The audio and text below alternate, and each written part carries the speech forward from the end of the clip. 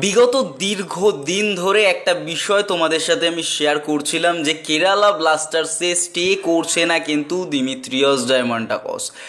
তারও আগে আমরা শেয়ার করেছিলাম ইভান ভুকোমানোভিচের সঙ্গে কিন্তু কেরালা ব্লাস্টার্স কন্টিনিউ করতে চায় না। তার পরবর্তীতে নানা কন্ট্রোভার্সির এবং নানা রকম মন্তব্যের পরবর্তীতে যে জিনিসটা হয় না, ইভান ভুকোমানোভিচ কেরালা ব্লাস্টার্সে কন্টিনিউ করে না এবং সেই সাথে দিমিত্রিয়স ডায়মন্টাকস আজ অফিসিয়ালি জানিয়ে দিয়েছে তিনি কেরালা ব্লাস্টার্সে আর কন্টিনিউ করছেন না। একেবারে অফিসিয়াল ঘোষণা কিন্তু তিনি করে দিয়েছেন। এবার এখান থেকে বেরিয়ে আসলো একটা বিষয় যেটা দীর্ঘ অনেক দিন ধরে চেস করছে দুটো ক্লাব। এক হলো মুম্বাই রয়েছে, দ্বিতীয়ত ইস্টবেঙ্গল রয়েছে। পরবর্তীতে বেঙ্গালুরু এফসিও এই রেসে ঢুকেছে এবং একটা সময় ডিলটা কিন্তু ইস্টবেঙ্গল মুম্বাইয়ের থেকে অনেক বেশি অ্যাডভান্স ছিল।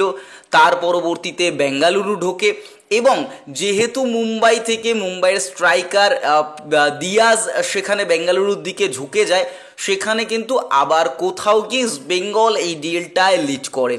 লাস্ট কয়েকদিন ধরে আবারও জোর কদমে শোনা যাচ্ছে যে ডায়মন্টাকস এই মুহূর্তে ইস্টবেঙ্গল তাকে খুব ভালোভাবে চেস করছে।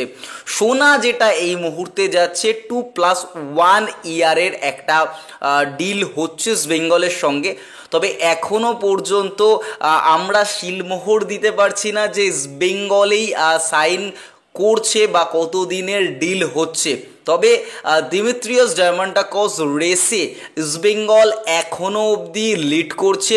সম্ভাবনা এটা যে তিনি ইস্টবেঙ্গলেই মুভ করতে চলেছেন এবং গোল্ডেন বুট উইনার একজনকে যদি ইস্টবেঙ্গল তাদের স্ট্রাইকিং লাইন আপে ঢোকায়, ভাই অনবদ্যভাবে বেঙ্গলের মাঝমাঠ এবং আপফ্রন্ট স্ট্রং হয়ে গেল। যদি আমরা দেখি একজন ডিএমএফ দরকার ইস্টবেঙ্গলের দেশীয়, তা বাদ দিয়ে ইস্টবেঙ্গলের যদি মাঝমাঠ এবং আপফ্রন্টের দিকে তাকাই, সেখানে মাঝমাঠে মাদি তালাল, সল ক্রেসপো এবং ডিফেন্সিভে রয়েছে সৌভিক। এবার সৌভিকের থেকেও আমি বেটার কাউকে চাইছি যাতে আরও স্ট্রং হয়। বাট এই মুহূর্তে দেখতে গেলে আপফ্রন্টে ক্লেটন ডে সিলভা রয়েছে, ডেভিড রয়েছে, নাওরেম মাহেসিং, নন্দা কুমার, বিষ্ণু, সায়ন, মানে অসাধারণ কিন্তু একটা আপফ্রন্ট ইস্টবেঙ্গল তৈরি করছে এবং সেখানে ডায়মন্টাকসের অন্তর্ভুক্তি।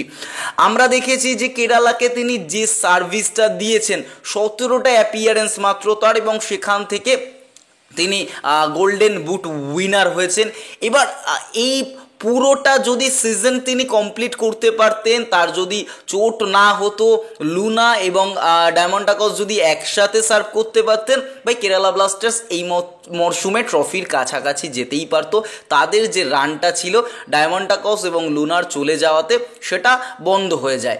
এবং আরও একটা জিনিস যেটা, ভাই লুনার চোটটা হয়ে যাওয়ার পরও কিন্তু ডায়মন্টাকস একা টেনে গেছিল, বল ক্যারি করে গোল করা, দুর্দান্তভাবে গোলের চান্সেস ক্রিয়েট করা, 3টে অ্যাসিস্টও আছে তার। জাস্ট একটু ওয়েট করো, আজকের মধ্যেও কনফার্মেশন আসতে পারে বা কিছুটা সময় তোমাদের অপেক্ষা করতে হবে হয়তো। কিন্তু ডিলটা বেঙ্গল সমর্থকদের জন্য এখন সুখবর যে প্লাস পয়েন্টে রয়েছে বেঙ্গলের ক্ষেত্রেই। দেখা যাক। আর এই ডিলটা নিয়ে তোমাদের কি মতামত অবশ্যই কমেন্ট বক্সে কমেন্ট করে জানিও।